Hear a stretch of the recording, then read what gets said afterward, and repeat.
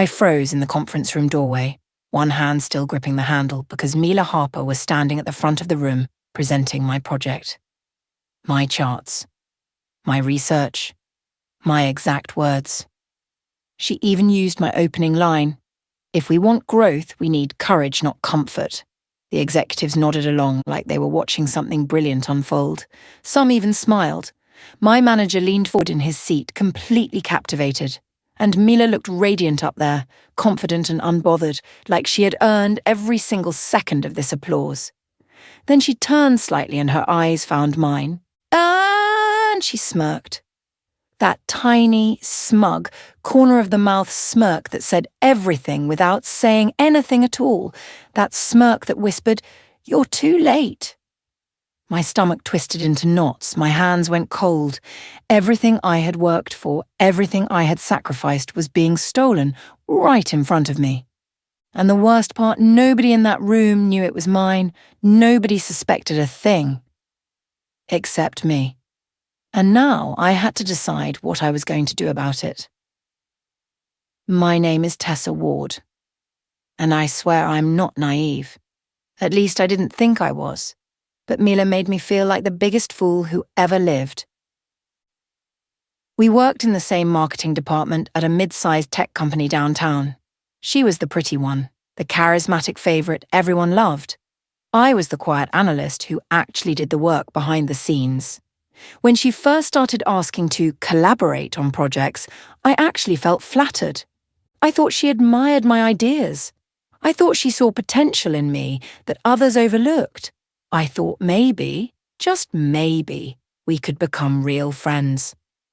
Harte, I didn't realize she was mapping out everything she planned to steal. Looking back now, the signs were everywhere. But when you're desperate to be seen, desperate to matter, you ignore the red flags.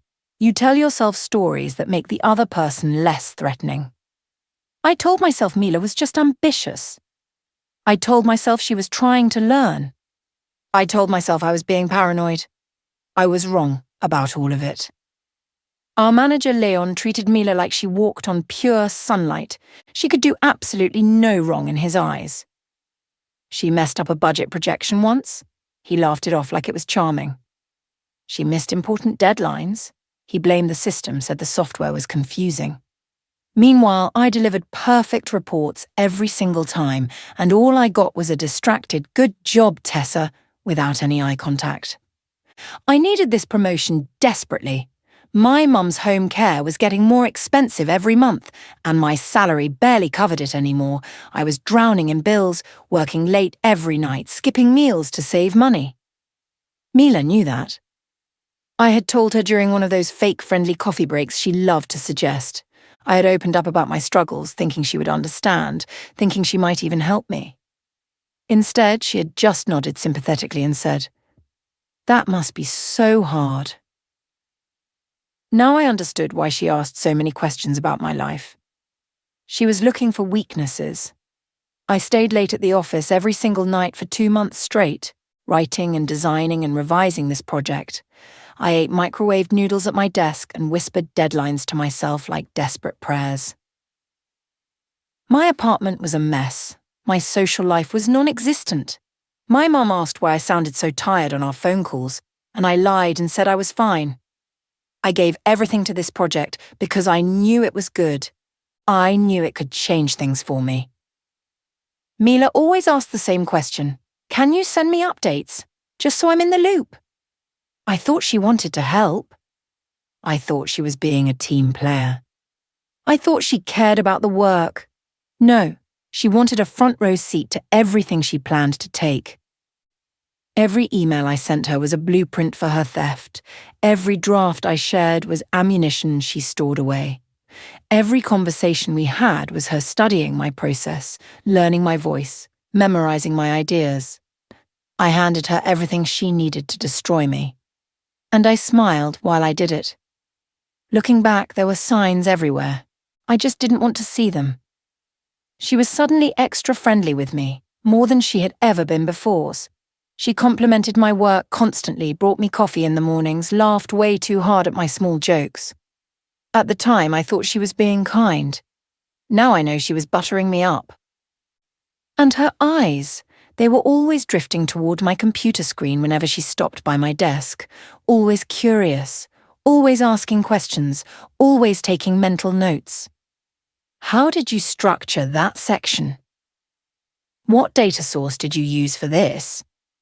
Can you explain your methodology again? I thought she admired me.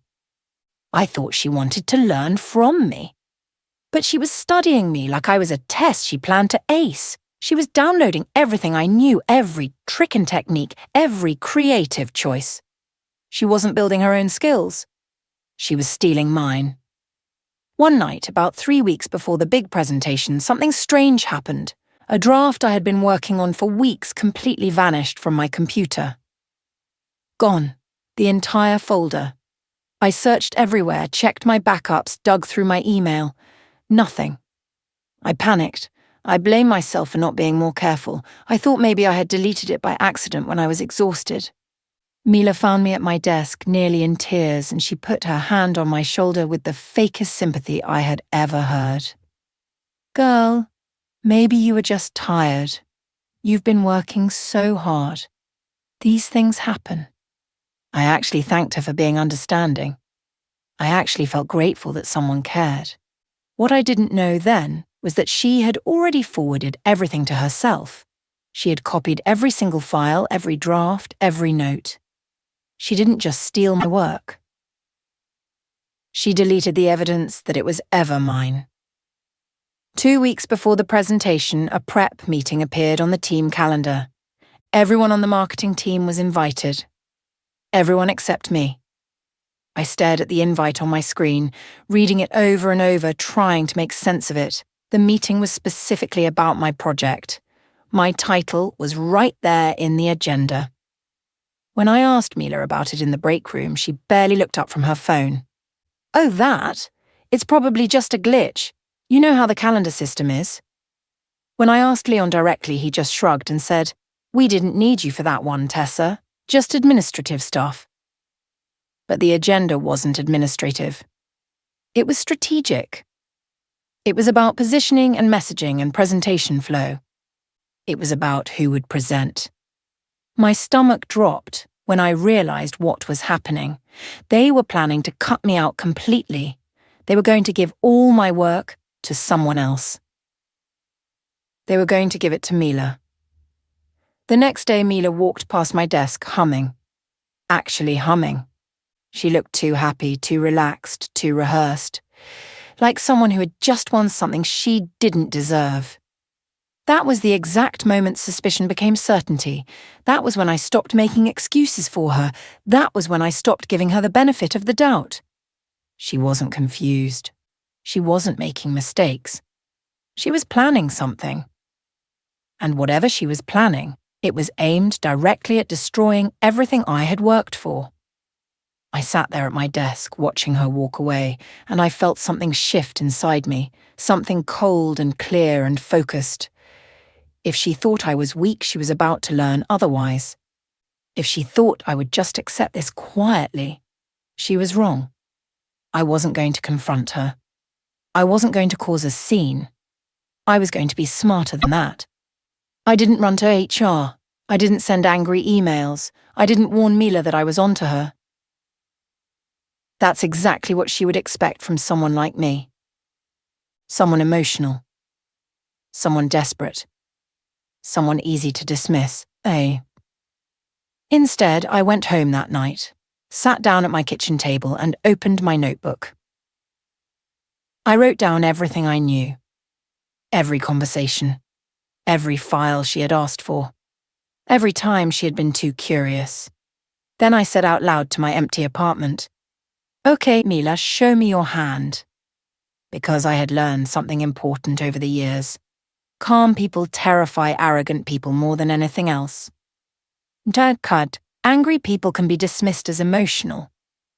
But calm people with evidence and strategy, those people are dangerous. Mila thought she had won.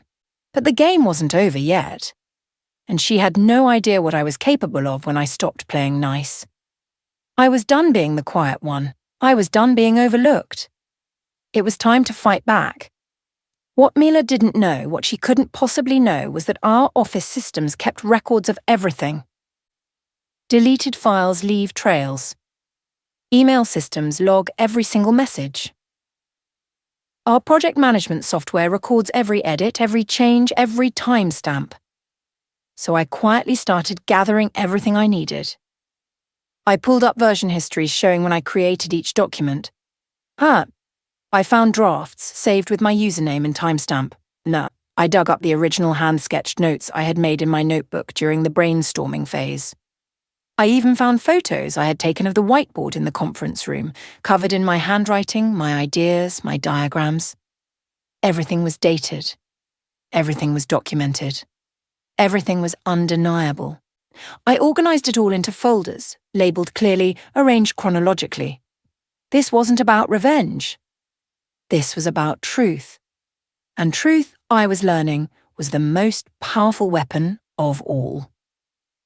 The following Monday, the CEO sent out a surprise announcement to the entire company.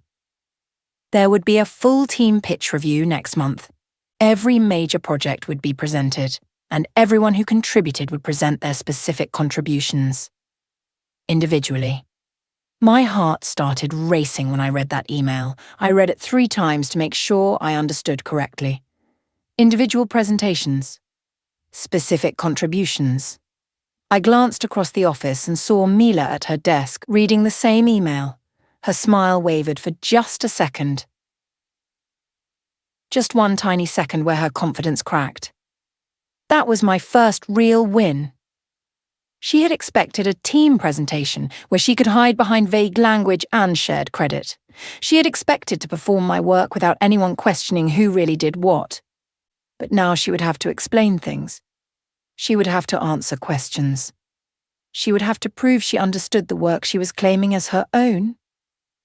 And I knew she couldn't do it. 2 days before the big review, Mila cornered me near the elevators. Her voice was sweet, but her eyes were desperate. Tess, you'll back me up in the Kunda session, right? Since we worked on this together. Worked. Together.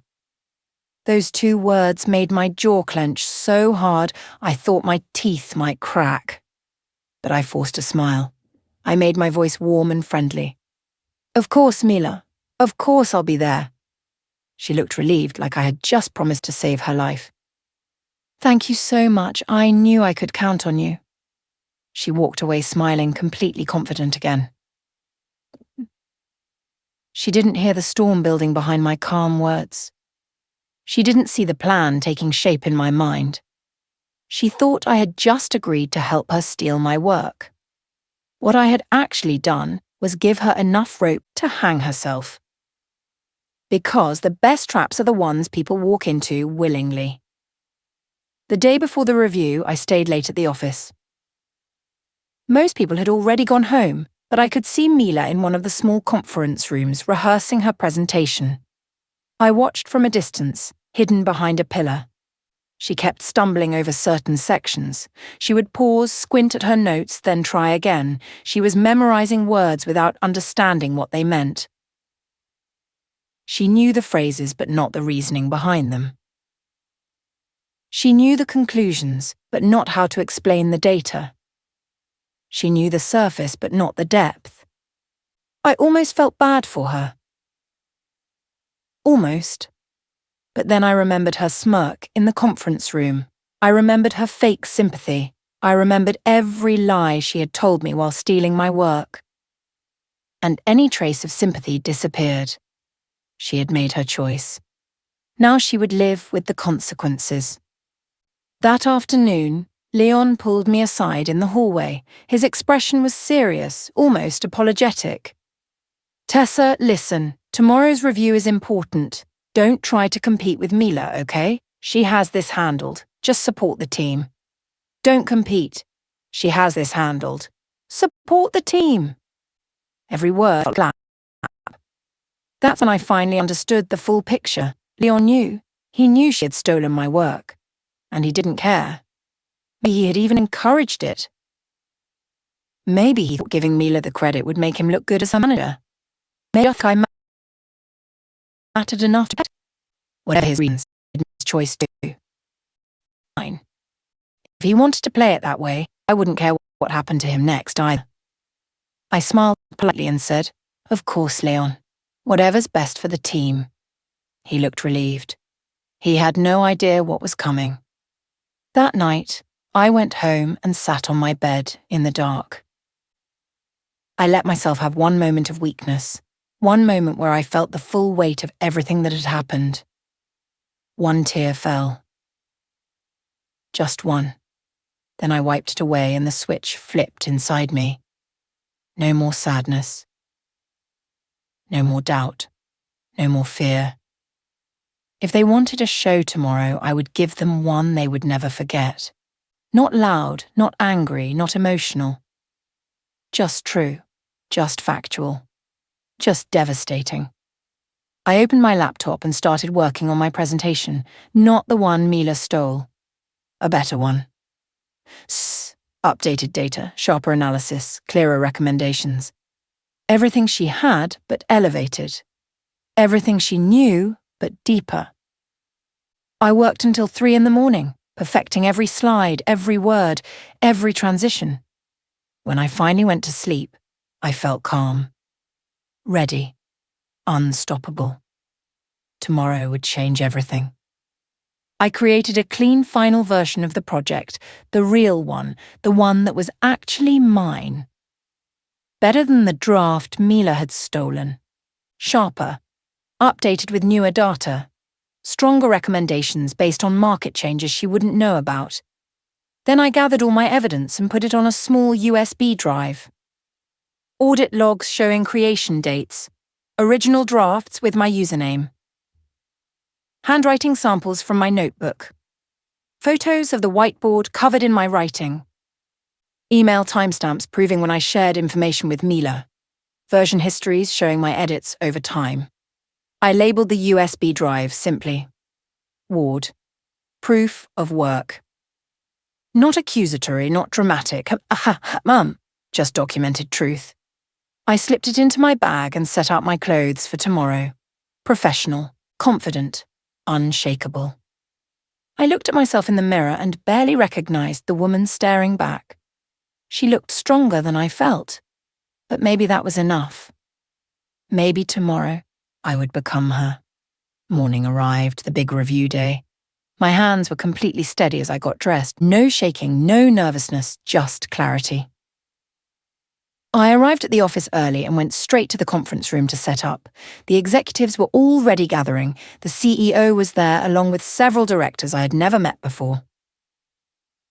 Mila walked in 15 minutes later wearing her most confident outfit. A sharp blazer, perfect makeup, hair styled flawlessly. But her eyes told a different story. They darted around the room like she was expecting something, like she sensed danger but couldn't identify where it was coming from. She was right to be nervous. She just didn't know why yet. She gave me a small smile from across the room. I smiled back. The trap was set. All I had to do now was wait for her to step into it. The presentations began. Several other team members went first, talking about their various projects and contributions. Then it was time for our project. Mila stood up and walked to the front of the room. She connected her laptop to the projector. My slides appeared on the screen. And she began presenting my work. She used my opening line perfectly. If we want growth, we need courage, not comfort. The executives nodded. Some even smiled. Leon beamed from his seat like a proud parent. She moved through the slides smoothly, hitting all the major points. She had practiced well. She sounded confident. For a moment, I wondered if anyone would notice. For a moment, I wondered if she would actually get away with it. Then the CEO spoke up. "Excellent work, Mila. Really impressive. Now I'd like to hear from everyone who contributed to this project. Tessa, you're up next." Mila's face drained of all colour. Her smile froze. Her eyes found mine across the room. And she knew. She finally knew. I stood up slowly and walked to the front of the room with my USB drive.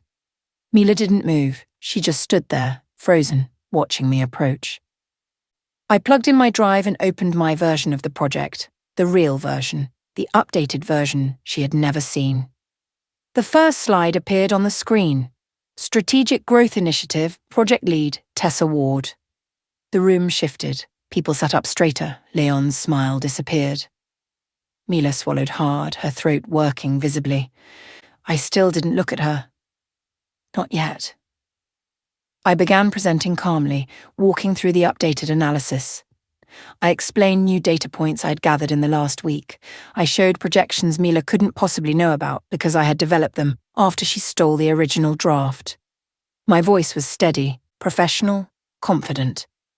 Everything Mila had tried to be, but genuine. The executives leaned forward, paying closer attention now. One of the directors asked a clarifying question. I answered it smoothly. Another asked for more details. I provided them without hesitation.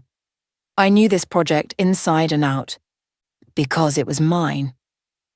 Halfway through my presentation, the CEO interrupted with a question directed at Mila. Mila, can you walk us through the margin shift analysis Tessa just mentioned? I want to make sure I understand the methodology.